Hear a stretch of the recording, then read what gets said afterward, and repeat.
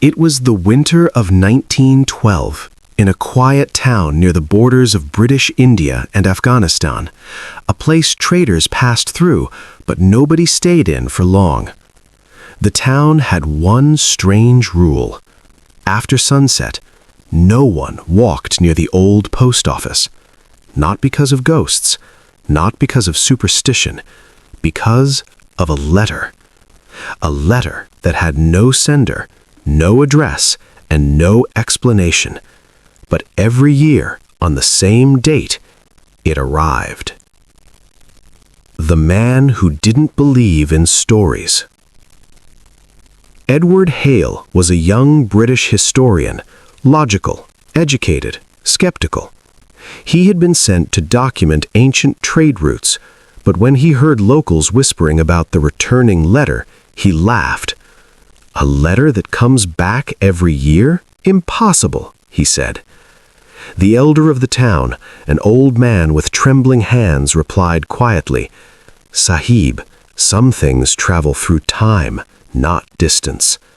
Edward rolled his eyes until he saw it.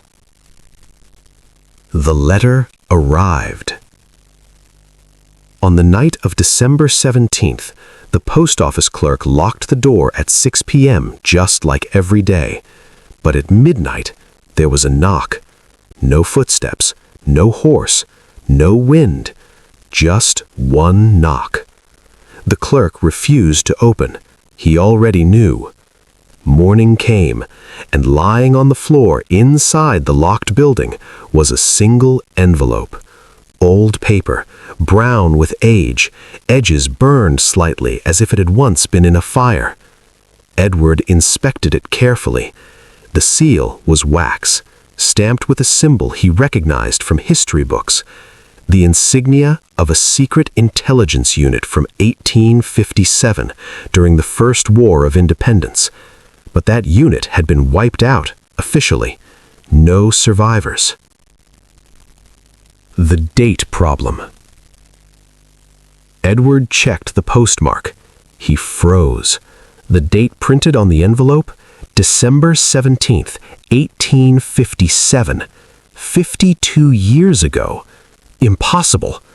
Paper didn't travel through time. Ink didn't wait half a century to dry. He decided to open it. Inside was a single sheet, written in fading ink. The message. It said, "To the one who finds this, if this letter reaches you, then history has already failed. We were betrayed from within. The maps, the routes, the names, all compromised. The traitor still lives because he never belonged to our time." Edward read it again. Never belonged to our time. Below that, a list of coordinates, and one sentence that made his blood run cold. Stop him before 1913. A name from the past. Edward searched archives in Delhi, Lahore, and Kabul. Every record about the intelligence unit ended the same way. Disappeared during a mountain fire, no bodies recovered. But one name kept appearing in private journals. Arjun Mehra, a strategist, brilliant, trusted. Last seen entering a mountain cave during the fire alone, and never seen again. But here's what made no sense. A photograph surfaced in an old family collection, dated 1899. A group of traders, and standing among them, a man who looked exactly like Arjun Mehra. Same face, same scar near the eyebrow, but he should have been in his 70s by then. The man in the photo looked 30. The cave. Edward followed the coordinates from the letter. High in the mountains, a cave hidden behind snow and stone. Inside, he found something no historian could explain. Metal instruments embedded in the rock, gears, glass tubes, strange circular symbols. And in the center, a pocket watch, still ticking, but its hands moved in random directions, sometimes backward, sometimes too fast. And carved on the wall, time is not a river, it is a circle. Edward suddenly understood the message. Arjun Mehra hadn't died. He had discovered something that broke time. The truth. Old records revealed a British experiment, unofficial, secret. They were trying to create a device to predict enemy movements by bending time calculations. Arjun had been assigned to guard it, but he learned the truth. The British planned to use it to control revolutions before they began. So he sabotaged it. But something went wrong. The explosion in the cave wasn't just fire, it was a rupture. Arjun didn't die, he slipped out of time. The betrayal. The letter said they were betrayed. Edward found the answer in one final document, a report signed by a man named Thomas Hale, Edward's great-grandfather. He had secretly informed the British about Arjun's suspicions because he believed controlling history would bring peace. Edward felt sick.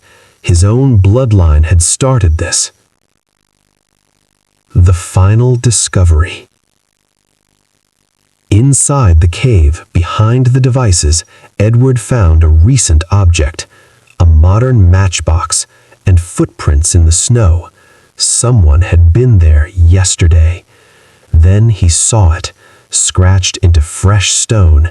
1913 is near. I am tired of watching empires fall and rise. This time, I choose the winner. Arjun was still alive, moving through time, changing events. And 1913, the year before World War I. The ending. Edward returned to town. The next December 17th, the letter didn't arrive. Instead, a new envelope appeared, with his name on it. Inside, "You read the past, now help me write the future." Edward vanished the next day. Official report, historian lost in mountains.